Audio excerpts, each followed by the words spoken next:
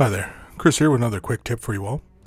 In this video we are going to be looking at creating gore in a red fashion, similar to what you would see human blood and what have you. It's really kind of a horrifying appearance on a model, but we're going to create it here on this barbed hero duel from Forge World, and we're going to create it on his mouth just so that we get the impression that he's been attacking and fighting and all sorts of nastiness.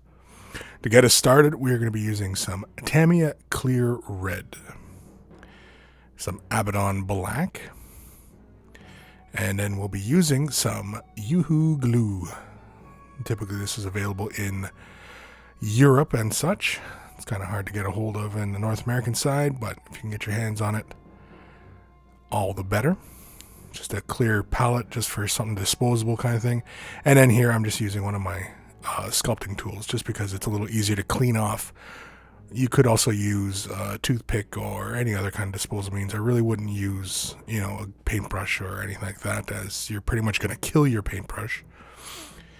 And so to get us started, I slap some glue down onto the palette and about 5-6 drops. Really it's just kind of matching the amount of glue I put down onto the palette and matching that with the Tamiya, and then just a small little smidge of Abaddon Black. You can see there I didn't mix anything into the glue itself, and here I'm using this sculpting tool just to, or dental pick really, just to mix this entire concoction together. Really the mix ratio is more like a 5 or 6 to 1 of that red to black. Really the black is in there just to add a little bit of opacity and get us into some darker tones where you kind of have like that drying blood appearance, and really just kind of adds to the overall realism of the gore that we're going to be creating here. And of course you can adjust it to however mixture you like. Really it's personal preference at that point as far as what kind of what looks realistic to you. And we just apply it onto the tool, kind of like when we're drawing it from the palette, we're kind of how you make twirling motion, like when you're twirling spaghetti kind of thing, just to get it onto the pick so that's more manageable and we can apply it to the model. And as we apply it to the model, it really doesn't make a huge difference as to if you start on the top part of the model or the bottom part of wherever you're going to apply this effect. I find it easier in some cases to start at the bottom and draw upwards, especially if I want it to feel a little heavier at the bottom, heavier being that there's more gore kind of accumulating down below and there's a little less up on top. And so that's why reason I'll start down below and then draw it upwards.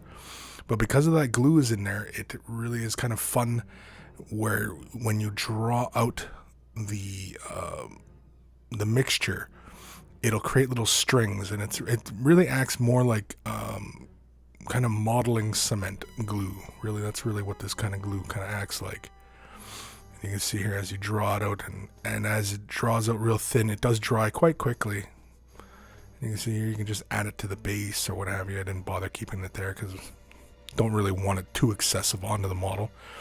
And even when you're applying this stuff to the model, really less is more. You really don't want to go too overboard. It's really kind of, just a little too much and unnecessary as it is. You can see him looks more like he's just been kind of snacking on something, or he's just been snacking on something. But once you have the amount that you want, just set it aside, allow it to dry, and as you can see here, once it's dry, it stays nice and glossy because of that Tamiya Clear and the glue. It dries with that glossy appearance, and it looks fresh and wet.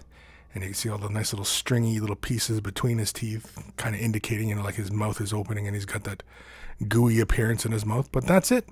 It's as easy as that. Don't be afraid to give it a try. And thank you for watching the video. Hopefully you found it useful and informative. For the next quick tip video, leave a comment below or question as to what you'd like to see answered in the quick tip series. I do post these videos on a daily basis into MiniWarGaming's vault, as well as other painting tutorials, terrain tutorials. Click the link below to start your 7-day trial of MiniWarGaming's vault, where you'll gain access to all sorts of videos, as well as quick tips, terrain and battle reports, and other random assorted funness. And so thanks for watching, Happy wargaming.